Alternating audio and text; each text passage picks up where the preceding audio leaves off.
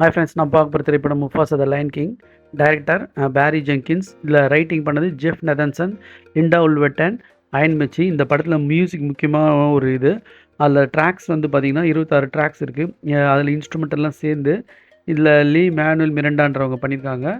இதில் பிரபலங்கள் இப்போ இங்கிலீஷ்க்கு தேவையான பிரபலங்கள் இங்கிலீஷில் எனி ஆல் லாங்குவேஜஸில் பார்த்திங்கன்னா வேறு ஒரு டிஃப்ரெண்ட் பிரபலங்கள்லாம் வந்து பேசியிருக்காங்க. ரோபோ சங்கர், விடிவி கணேசன், சிங்கப்புலி, அது மாதிரி நிறைய லாங்குவேஜ், நாசர், அது மாதிரிலாம் நிறைய பேசியிருக்காங்க தமிழில் வந்து. ஸோ இப்போ படத்தோட கதைக்கு போயிடலாம். ஸோ முஃபாசான்ற ஒரு சிங்கம் வந்து எப்படி ராஜாவாச்சு, அதோட பிரைட் லேண்டில் எப்படி ராஜாவாச்சு அப்படின்றது தான் படத்தோட முக்கியமான கதை. இதில் வந்து ஃப்ளாஷ்பேக்காக சொல்லப்படுது. ஸோ கியாரான்ற சிங்கத்துக்கு வந்து குட்டி சிங்கக்கிட்ட ரஃபிக் வந்து ஃப்ளாஷ்பேக்காக சொல்லுது. அப்போ வந்து முஃபாசா வந்து எப்படி சின்ன வயசில் இருந்தது, முஃபாசாவோட அம்மா அப்பா யார், அஃபியா மோசல்லான்னு 2 பேர் இருக்காங்க. இப்போ அவங்க 2 பேரும் ஜாலியாக இருக்கும். அந்த அஃபியா மோசல்லா கூட ஜாலியாக இவங்க இருக்காங்க.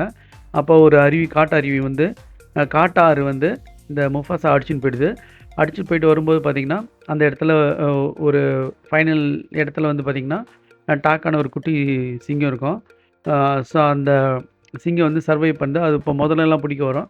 இப்போ சர்வை பண்ணி கூப்பிட்டு போயிட்டு அவங்க அரச குடும்பத்தில் இவங்க இதை வளர்க்குறாங்க. அப்போ அந்த அப்பாவுக்கு வந்து இந்த சிங்கத்தை பார்த்தா பிடிக்க மாட்டேது, குட்டி சிங்கத்தை பார்த்தா. அப்போ ஃபஸ்ட்டு வந்து ஒரு ரேஸ் ஒன்று வைப்பாங்க. அதில் வந்து இந்த முஃபாசா வந்து வின் ஆகிடும். அப்புறம் வந்து ஒரு தாக்குதலில், ஒரு வெள்ளை சிங்கம் தாக்கத்தில் அவங்க அம்மாவை காப்பாற்றும் இந்த முஃபாசா. இது மாதிரியான விஷயங்கள்லாம் பண்ணோம். இப்போ இந்த முஃபாசாக்கு வந்து ஒரு லவ் ஒன்று இதுவாகும், சரபின்ற ஒரு சிங்கத்தை கூட.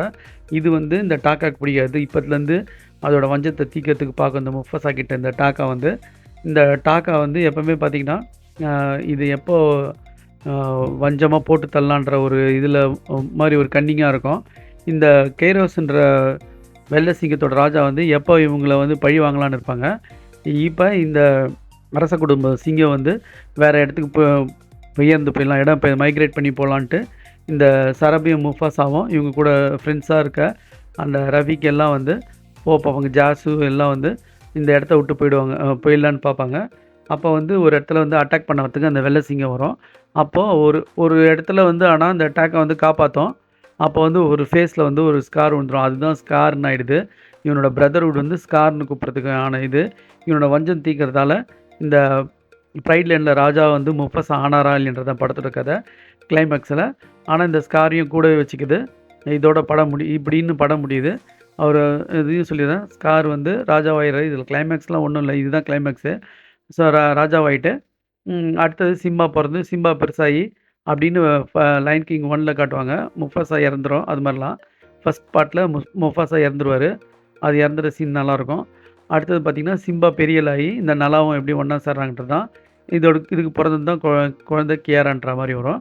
ஸோ இந்த படம் ஃபஸ்ட் பார்ட்டோட செகண்ட் பார்ட் வந்து கொஞ்சம் சுமாராக தான் இருந்தது.